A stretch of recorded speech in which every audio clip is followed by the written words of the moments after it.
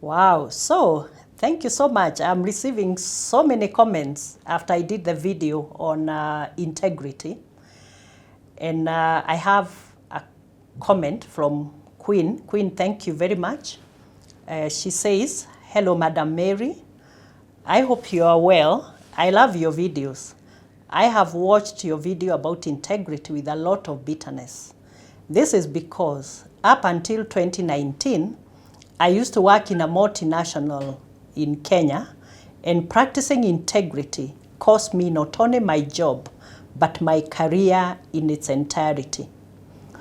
Now, we have a lot of examples of such experiences like Queen has talked about, and there are several others who have also talked about their own experiences. And a lot of the people then say, we do not believe that integrity works, as I had espoused in my previous video. But I want to tell you that integrity works. It really works. And it is something that we need to stand firm on, irrespective of the consequences.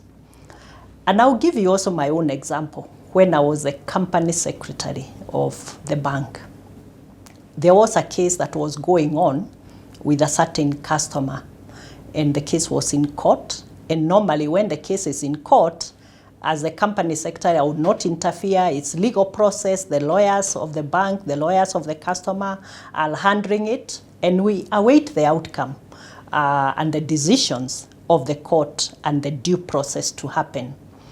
Now, the customer sent a friend of mine, and they said, "I want to see you."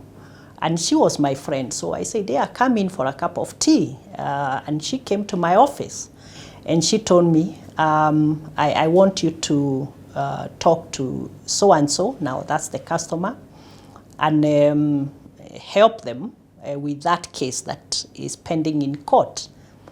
And the only thing I could tell them is that, well, that matter is no longer in my hands. I mean, the lawyers have it. If you have anything to say, go talk to your lawyers. Your lawyers will talk to our lawyers, and our lawyers will advise the bank on the course of action, what to do. I mean, there's really nothing I can do about it. And that earned me the wrath of the customer, because they wanted to compromise me, to compromise on the case. And I said, no, I stood firm. Now, they wrote a letter to my CEO, and they told, the letter was like a 3-page letter, you know, detailing the frustrations the case is bringing. And that was well understood, because the matter had been pending for quite a while. I really totally understood that. But the final paragraph of that letter, which I saw later because the CEO handed over to me to act, it actually said, "Mr. Mwangi, you are building a fantastic bank here. The only thing and the only question I have for you, and I don't understand, is how come you have employed such a stupid company secretary in this bank? I really do not understand."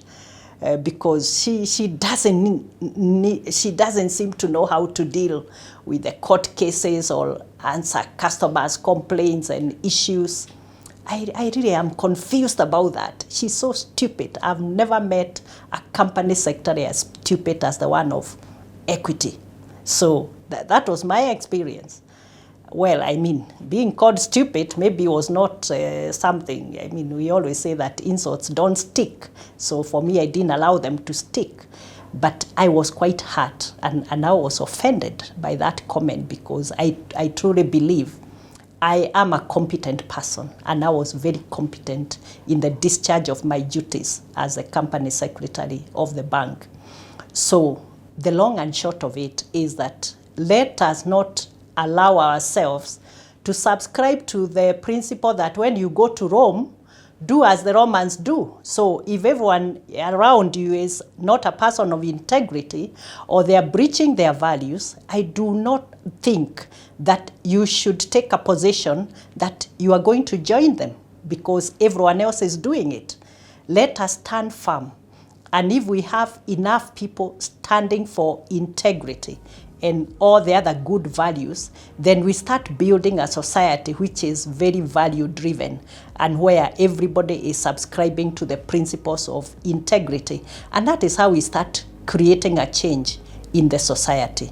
Thank you so much for your questions.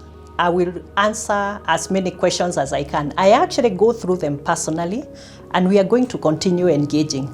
So keep them coming. My name is Wangari Wamae, executive coach and author, and this is the Executive Table.